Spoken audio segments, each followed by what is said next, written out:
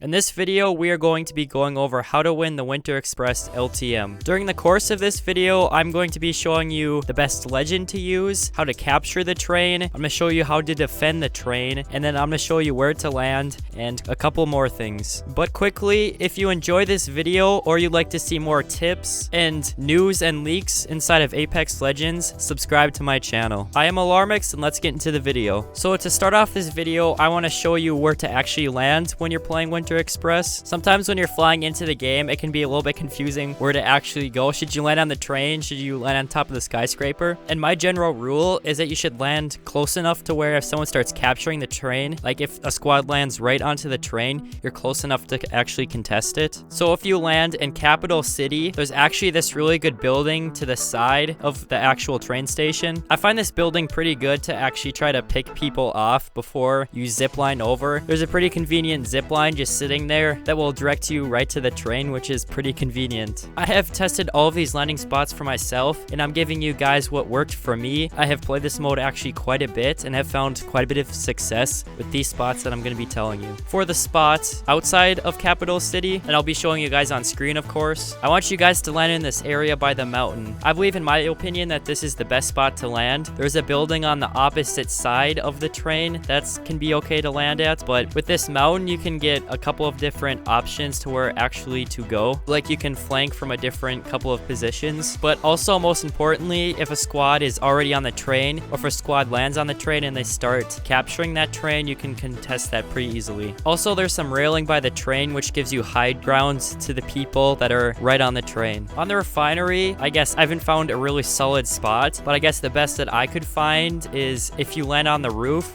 and just land there as quickly as possible. There are probably going to be some other people landing on the roof with you, but if you're smart about it and your squad really tries to get there as quickly as possible, I really think that it's pretty easy to get on top, quicker than the other squads do. And then the last train station that I'll be showing you guys, it's actually this mountainous area, and I guess they're like the last one, there is a couple of different areas you could go that will be pretty beneficial, but in my opinion, you should land like right by where the train over here actually stops. There are going to be squads that will have high ground on you from the mountain, but you do have a decent bit of cover, and I found that's pretty beneficial to just try to capture the train as quickly as possible. And as the squads try to push you from the mountain, you can surprise them from the rock. Alrighty, so moving on to my very first tip, other than where to land for Winter Express. And this one is a pretty important one. I know I was failing a little bit, like right as this mode first came out, I wasn't getting very many wins. But right as I found a squad and we could accomplish this one thing,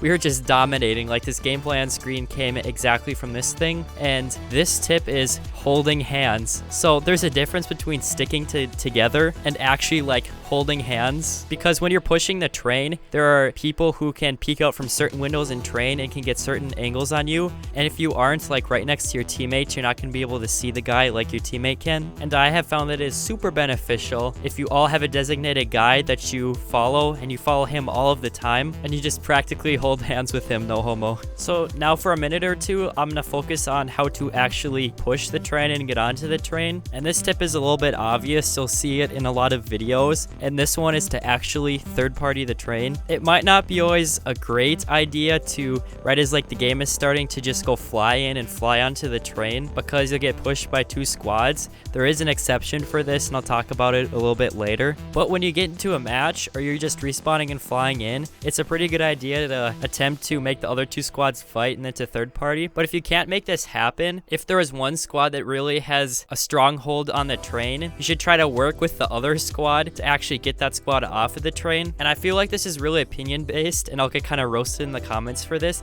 but I really think that if there is a good squad on the train, they really have a hold of the game, and it might be a little bit tricky to actually get them off of the train. Because if you do it right, if you put up like Watson fences and like caustic traps, when a squad is actually pushing up to the train, there's going to be a lot of open ground, and in my opinion, shooting people coming up to the train is really just super easy to do. So if there's a squad sitting on the train that really really has a hold of the game, it would be a really good idea to land on the opposite side of the train that the other squad landed onto, assuming that the squad that won stays on the train, and then try to work with that other squad to really just weed that one squad off of the train. And staying on the subject of a squad that's really good winning the game and staying on the train, I really think that you should stay within running distance of the train. If someone starts capturing it, you really shouldn't rely on the other squad in the game to just hopefully contest that capture, because that third squad, who knows, they could be a bunch of mindless bots. And if you just think about it here for a second, if you have a squad that win the last round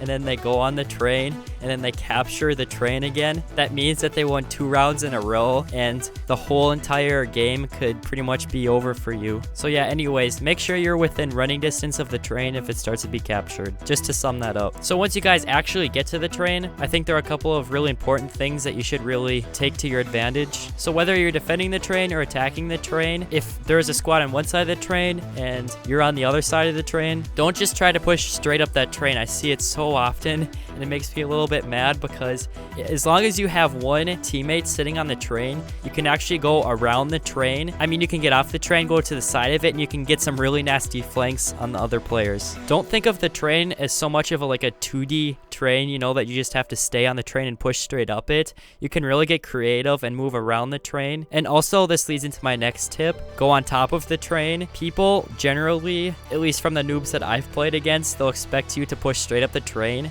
If they push against you and you're sitting on top of the train, a lot of times that can mean that they are toast and you'll get some really good shots on them. Moving on to the next tip, I feel like that this is a pretty opinion-based tip, but from my experience from testing back and forth from doing this and not doing this, I have found that you should really take advantage of this tip. If you win a round in Winter Express, I do believe that you should stay on the train. You can really take advantage of this if you have a character like Watson or Caustic. After you win a round, you can put traps on the train, and it'll make it so much harder to get onto the train. You guys don't even realize this. A huge disadvantage of defending the train is that there's so many different holes and windows, and you can just go onto the train from pretty much everywhere. It's kind of insane. If you put Watson traps onto the train correctly, it'll eliminate so many different entrances into the train, and it really sets you up to win in the game. And a lot of times people will kind of get annoyed by traps, and for whatever reason, the 2 squads outside of the train will just start fighting. They'll pretty much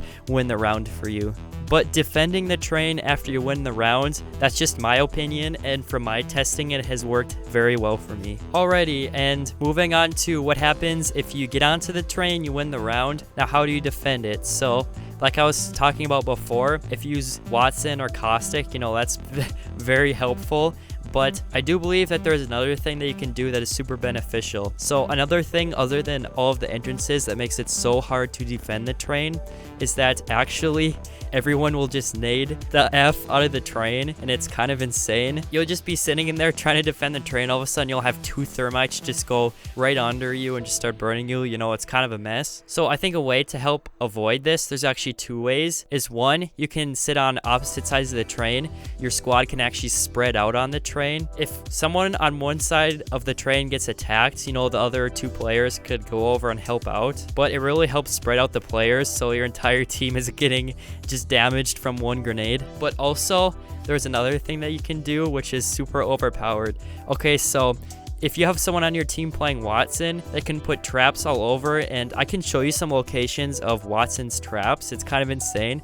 Like, there's this red present by a tree that you can actually put a trap on, which will help you like trap the entire room. But yeah, if you find the right ways to trap the train, like you can pretty much put Watson fences everywhere, and it's kind of insane. So you can fence out 1 box, 1 compartment on the train, and then you can put down Watson's ultimate, which will stop grenades from coming in. And I think in this scenario, you can actually have your entire squad sit on 1 box car. And usually once we've got that set up on my team, you're pretty hard to get off the train. You've pretty much already won the round. You can have something like 1 person sitting in that barricade, that 1 box car. If things start to get a bit old and the other team figures it all out, then you can have 2 people go on top of the train and shoot at the people on the other side of the train and nade them. And yeah, using Watson and Caustic on this mode is really insane, and it's a whole lot of fun. So to really wrap up this video, I want to talk about a few things that you may not have known about in this mode. You may have known about these things these before, but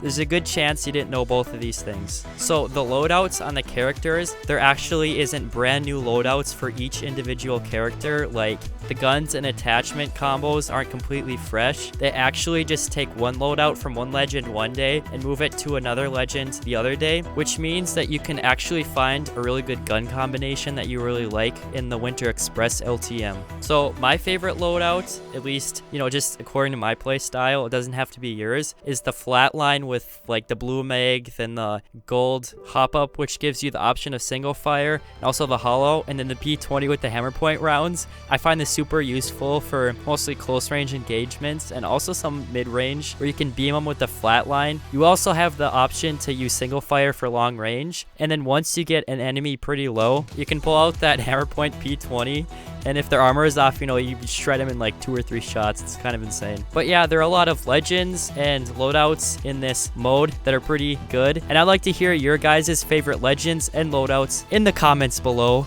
of course. And yeah, if you're new to the channel and you're not a subscriber, consider subscribing to my channel because I do a bunch of Apex Legends videos just like this. And I'm gonna be out. Peace.